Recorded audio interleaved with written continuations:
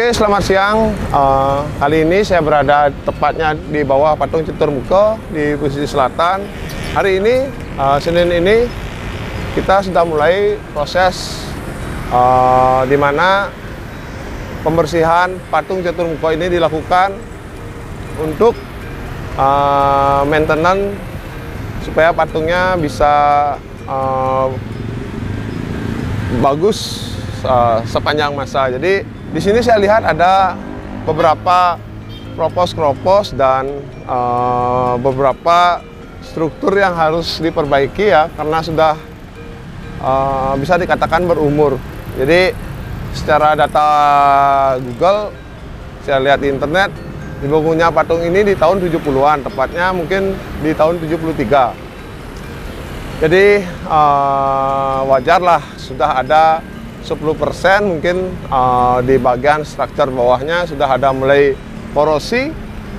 Di sana ada, nanti saya perlihatkan, di sana ada tiang utamanya yang sudah mengelupas karena mungkin besi pada strukturnya sudah kena air. Jadi saya akan memperbaiki di sana dan menambal keropos-keropos pada parasnya, dan juga membersihkan coating, di mana coating yang dilapisi di beberapa tahun sebelumnya itu sebenarnya itu menahan air. Jadi paras, yang mana paras itu adalah habitatnya di air, jadi secara tidak langsung paras itu nggak boleh ditutup dengan coating. Jadi biar air yang maintenance dia, yang membuat dia menjadi keras seperti batu. Jadi paras akan bagus, dia akan jika kelembabannya itu terjaga. Jadi coating ini harus dibersihkan supaya kelembapan patung Caturmuka yang berbahan paras Bali ini tetap terjaga kelembabannya, dan untuk bisa mengeras seperti batu dan membuat patung ini nggak akan korosi ke depannya. Oke, saya akan coba naik untuk melihat kondisi bagian paling atas.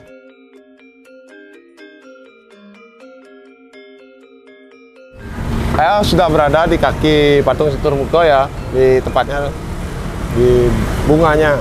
Nah, di sini terlihat di struktur utamanya itu ada bagian yang sudah terlihat ulatan besi yang sudah korosi ya, itu harus ditambal dengan beton, baru kita tempelkan lagi dengan paras untuk menjaga kekuatan utama pada patung ini. Jadi hal-hal seperti ini harus di-maintain dengan baik, karena patung ini adalah patung yang sifatnya menjadi karakter ciri khas ya, ciri khas 0 km di Denpasar. Jadi kalau bisa kita maintain dengan baik, dia akan berumur panjang.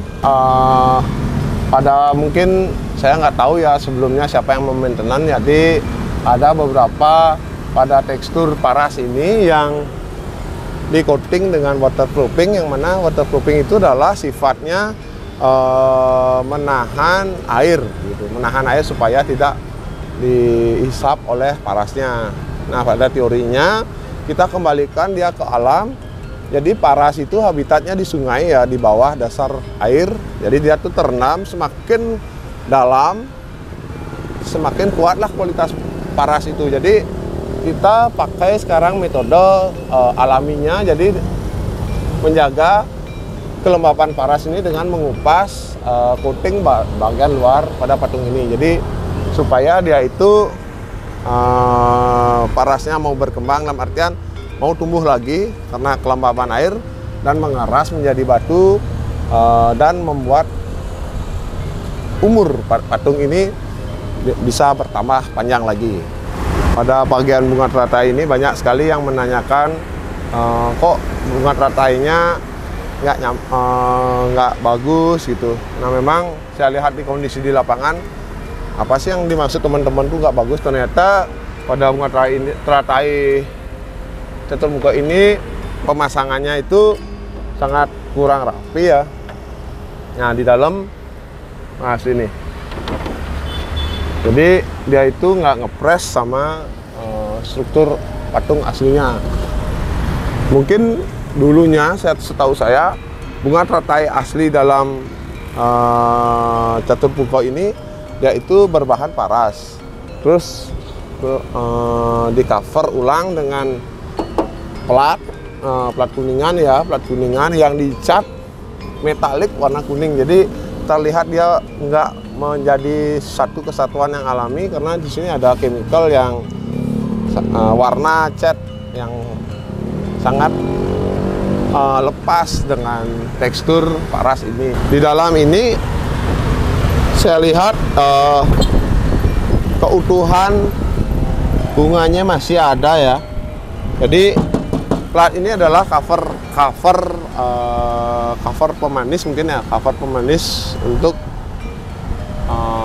membuat patung ini dulunya yang di Benendan terlihat lebih rapi. Jadi ternyata untuk jangka panjang dia itu warnanya tetap tidak ada perkembangan dengan alam. Jadi dia itu diam seperti ini tanpa ada reaksi yang dihasilkan oleh cuaca atau panas hujan yang membuat antara patung dengan warna kuning pada bagian teratai ini terlihat sangat tidak menyatu.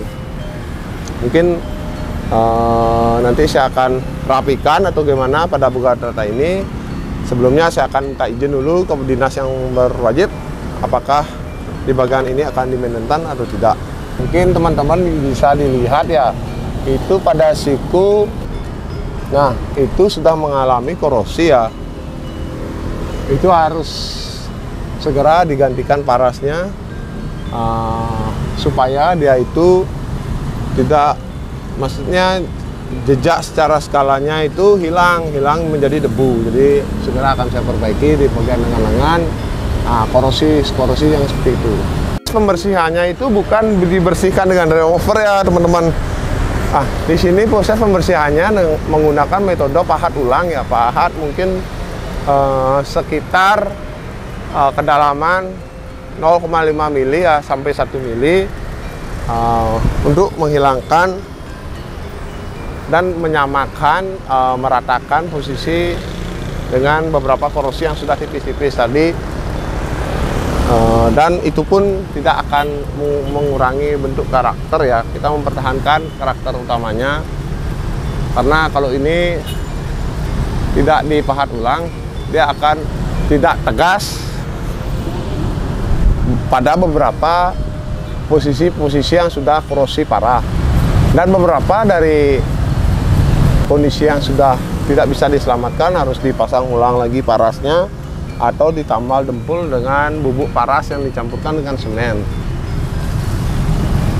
Banyak sekali di sini terlihat ukiran-ukiran atau anatomi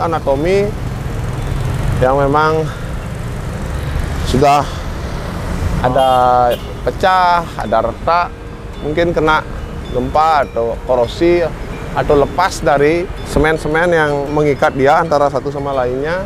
Kondisi paras ini ditutupi lumut, karena lumut juga sangat bagus untuk menahan kelembaban pada paras. Jadi dia akan menjadi keras, akan membatu paras itu apabila kelembaban pada batu paras ini selalu terjaga dengan baik. Apalagi didukung dengan air mancur ini akan membuat patung paras ini akan kelembabannya akan terjaga. Semoga patung ini bisa dikembalikan menjadi paras yang utuh ya.